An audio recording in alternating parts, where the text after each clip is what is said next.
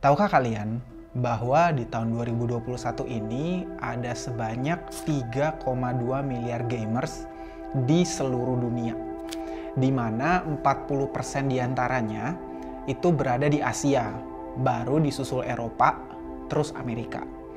Nah, gini, kalau misalnya total penduduk di seluruh dunia itu ada 7,8 miliar, maka itu bisa dikatakan sekitar 42% dari seluruh penduduk dunia itu main game. Men, lu bayangin gak sih itu angka gede banget. Nah, ini yang paling menarik, yang kalian tuh nggak boleh miss. Tahu nggak, gue baca satu data di tahun 2018, itu tuh average spending per person. Maksudnya apa? Gue nih, misalnya nih, gue main game, spending gue itu berapa gitu. Tapi ini nggak gue sendiri, tapi udah dirata-ratain lah ya dari 3,2 ya nggak tahu lagi. Ya dari semua orang yang main game lah, di rata-rata nih, jadi per orang dapat average spending per personnya berapa. Itu di tahun 2018 aja, itu angkanya adalah $216. Atau sekitar, ya kalau dirupiahin tuh 3 juta rupiah lah. Nah, coba nih ya. Kalau kalian total nih, tadi kan gue bilang ada 3,2 miliar orang di dunia yang main game. Terus dikali nih sama average spendingnya mereka yang taruhlah $200. Itu dapat angka 690 miliar dolar. Men, kebayang gak sih betapa besarnya industri game ini? Nah, poin gue adalah gaming industry ini is a very huge business. Dan saat ini kalian pun bisa ngelihat begitu banyak cryptocurrency yang coba masuk di gaming industry. Kalian bisa lihat lah dalam seminggu gitu ya. Kalau kalian lihat, buka aja ICO, IDO, IEO. Berapa banyak yang game, coba kalian lihat.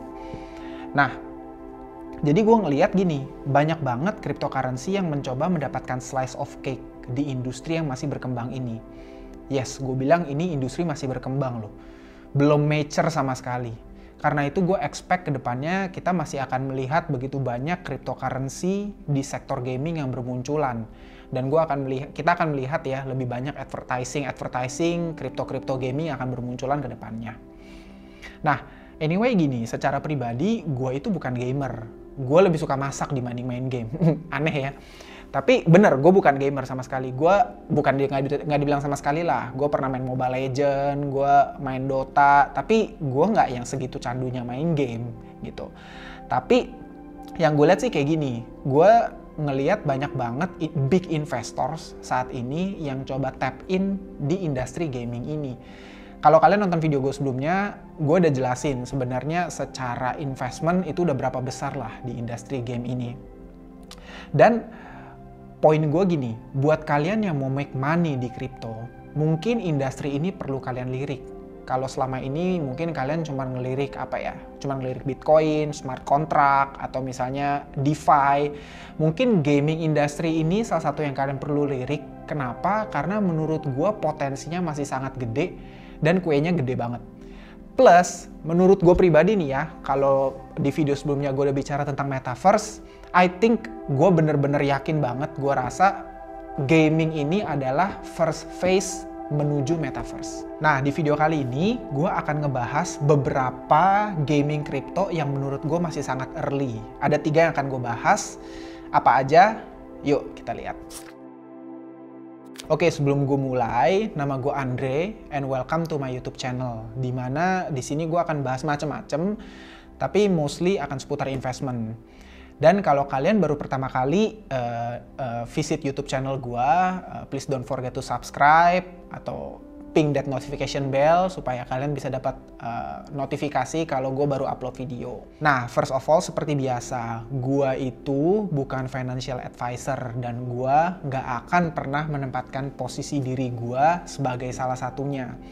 Jadi bisa dikatakan gini, ini menurut gue ya, ini tuh subjektif banget. Ini menurut gue sekali lagi. Jadi gue bilang ini subjektif banget.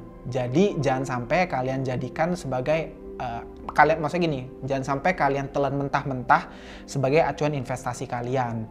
Sebaiknya kalian juga research sendiri supaya informasi gue ini melengkapi lah apa yang kalian baca. Nah, jadi kan gue akan menyebutkan ada 3 gaming crypto project yang menurut gue masih sangat early. Nah, full disclosure nih ya, gue memang punya salah satu dari 3 yang akan gue spill.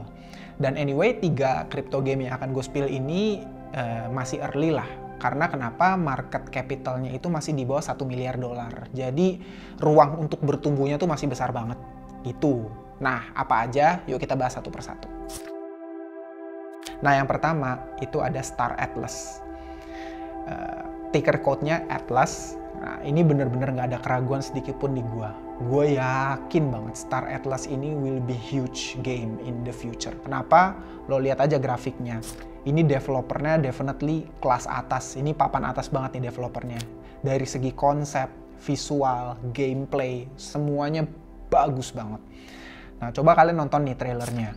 Star Atlas ini bener-bener bisa memberikan super high quality cinematic game visuals. Dari trailernya aja, gue udah bisa ngebayangin. Pasti, production value-nya itu fantastis banget. Dan yang lebih menarik lagi nih menurut gue, market cap-nya itu masih di bawah $500 juta. Untuk games bagus ini, ya, gue tuh nggak bakal heran kalau someday market cap-nya bisa berkembang setara dengan Axie Infinity saat ini. Yang memang ya Axie Infinity yang paling gede, kalian udah bisa lihat lah. Nah, Star Atlas sendiri itu salah satu gaming project yang dikembangkan di Solana. Dan kalau kalian lihat narasinya di internet, itu banyak banget yang predik bahwa Star Atlas ini bukan hanya akan setara dengan Axie Infinity, tapi bahkan bisa melampaui Axie Infinity someday. Jujur nih sama kalian, gue tuh nggak main kedua-duanya. Karena seperti yang gue bilang, gue kan bukan gamer. Tapi kalau misalnya gue mau main game nih ya, dari ngelihat visualnya aja, gue definitely akan pick Star Atlas dibanding Axie Infinity sih. Keren banget, parah, nih keren banget, kalian lihat aja nih. Lalu, itu dari sisi gamer nih, dari sisi gamer. Lalu kalau dari sisi investor, menurut gue Axie Infinity ya tentu masih bisa berkembang ya. Tapi gue ngelihat Star Atlas ini potensi berkembangnya itu masih jauh banget gitu loh. Jadi definitely gue akan lebih prefer ape into Star Atlas dibanding Axie Infinity dengan current valuation-nya.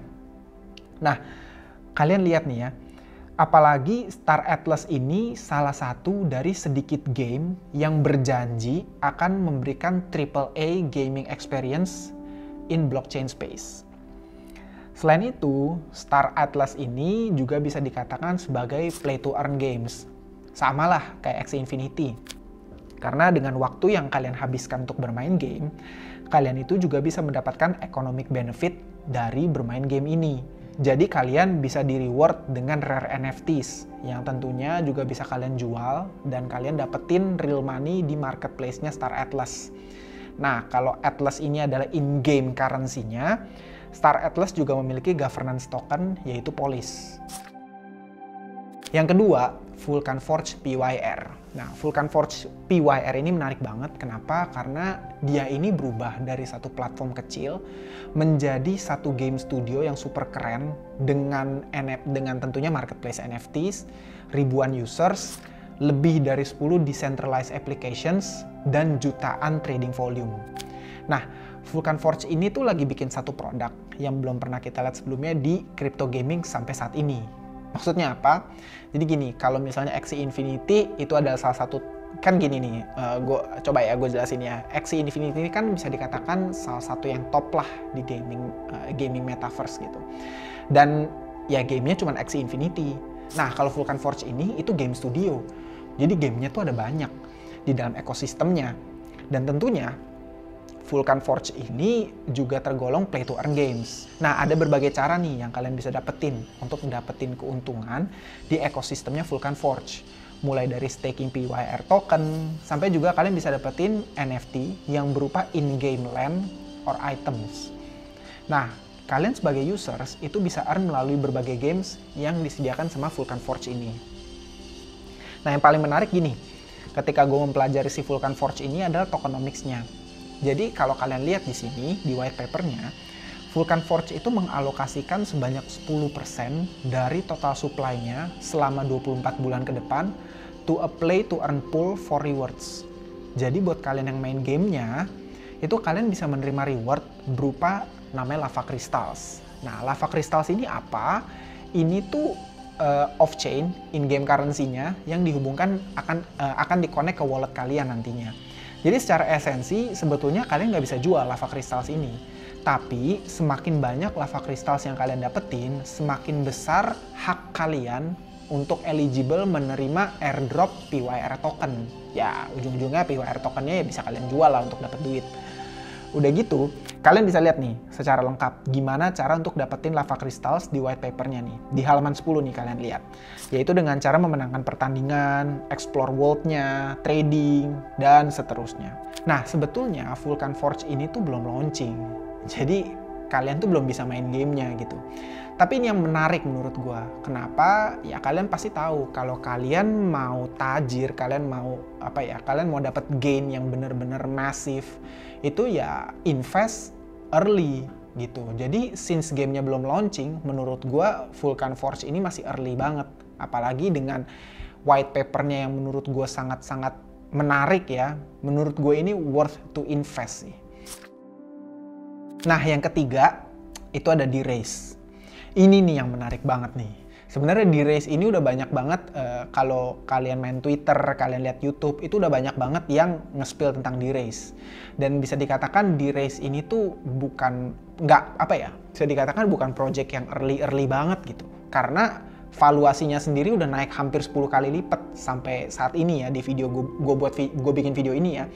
Kan kalau kalian lihat chartnya nih, itu harganya dari $0,7 dan sekarang itu sekitar $6,8 ini nih saat ini ya gue bikin video ini ya. Jadi udah naik valuasinya hampir 10 kali lipat. Tapi gue coba jelasin dulu nih kenapa menurut gue pribadi potensi D-Race ini tuh masih tinggi banget dan kita tuh belum ngelihat apa-apa sih menurut gue. Nah, gue jelasin dulu. D-Race ini adalah play to earn NFT horse racing metaverse, di mana kalian bisa berpartisipasi dalam horse racing sampai bikin sendiri NFT baik kuda maupun gelanggang pacuan kuda kalian, dan tentu aja kalian bisa make money dari situ. Ribet penjelasan gue, ya udah gampangnya gini aja. Kalian kan tau pacuan kuda kan? Nah itu kan udah terkenal banget. Kalian suka nonton TV, kalian lihat pacuan kuda. Ya sederhananya ini pacuan kuda versi virtual atau digital lah, bisa dikatakan gitu. Jadi kudanya ini bukannya kuda hidup beneran, tapi kuda-kuda yang memang kuda-kuda ini NFT gitu. Gelanggang pacuan kudanya juga NFT gitu. Dan kalian itu berlomba di platform D-Race ini gitu. Nah, kalian kan pasti udah tahu nih olahraga pacuan kuda. Ini salah satu olahraga yang paling terkenal lah. Gue nggak bilang paling ya, tapi salah satu yang cukup terkenal lah. Kalau kita nonton TV, kayaknya tuh kalau kaum bangsawan gitu ya, orang-orang yang elit gitu ya, pasti beradanya di area pacuan kuda gitu. Dimana mereka ya bahkan sampai gamble di situ. Nah, olahraga ini sebenarnya udah cukup tua, dari tahun 1651 dan pertama kali diperkenalkan di Perancis. Nah, seperti yang gue udah bilang nih sebelumnya, D-Race ini udah kayak versi digital dari pacuan kuda. Kamu bisa bikin kuda sendiri, bisa bikin gelanggang pacuan kuda sendiri dalam bentuk NFT. Dan gue jelasin nih, kenapa menurut gue valuasi D-Race ini masih sangat, menurut gue D-Race ini masih bisa bertumbuh dengan sangat pesat. Karena gini, kalau bicara valuasi, kita harus ada patokan nih, ada datanya. Nah nih ya, kalian lihat nih. Kalian lihat market size dari horse racing industry di US. Ya, ini menurut Statista, itu datanya aja di tahun 2021 nilainya itu sebesar 3 miliar. Nah, kalian lihat di US aja itu nilai bisnisnya itu 3 miliar. Dan D-Race ini nilainya itu baru 235 juta. Itulah alasan kenapa gue bilang ruang bertumbuhnya masih cukup besar gitu. Apalagi gue ngebayangin someday ya, gue gak tau ya, gue mungkin terlalu terlalu ngayal kali masa depan ya. Karena gue bisa ngelihat someday ya mungkin pacuan-pacuan kuda ini udah bukan di arena lagi, tapi mungkin kita udah akan maininnya secara virtual gitu. Karena itu kenapa gue lihat D-Race ini bener-bener tap into a very huge business gitu. Nah, menariknya nih gini nih, kalau kalian lihat roadmap-nya, gue paling excited ngelihat Q3 atau Q4 di tahun 2022, di mana D-Race akan launching mobile apps untuk iOS dan Android, sampai bikin API untuk horse racing streaming platform. Gila, ini menurut gue gila banget. Jadi gue bisa ngebayangin si D-Race ini sampai bakal ngerilis API untuk horse racing streaming platform gitu. Nah selain itu, investorsnya pun legit banget. Ada DAO Maker, LD Capital, X21, dan masih banyak lagi kalian bisa lihat di sini. Nah dari 3 list yang gue spill tadi, ada gak dari kalian yang udah invest di salah satu dari ketiga kripto tersebut? Coba komen deh. Kalau kalian udah invest, kalian beli di harga berapa, udah gitu target sell kalian di berapa. Gue pengen tahu pendapat kalian. Terus, kalian bisa tebak gak dari 3 project tersebut, mana yang gue pribadi udah invest. Oke, jadi itu aja dulu untuk video kali ini. Kalau kalian ngerasa video ini bermanfaat buat kalian, don't forget to like, juga share ke teman-teman kalian, supaya gue happy aja sih. Jadi gue kayak udah bikin video capek-capek, masa nggak ada yang nonton sih, nggak ada yang komen sih. Ya udah gitu aja sih sebenarnya. Oke, that's it for today. Sampai jumpa di video berikutnya. Bye.